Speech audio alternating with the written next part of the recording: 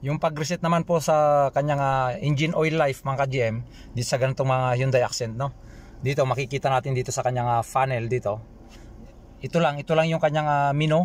Tapos ito yung up and down arrow, tapos yung press button sa gitna, okay. Yan po. Tapos makikita natin doon.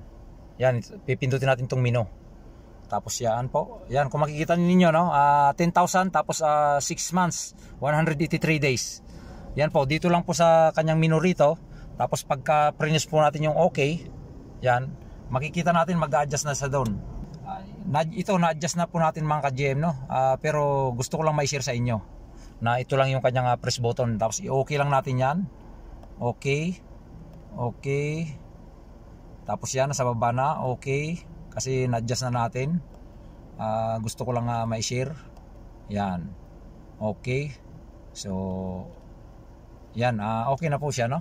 10,000 tapos 6 months, 183 days yan. Yung 6 months. So okay na po siya mga ka-GM.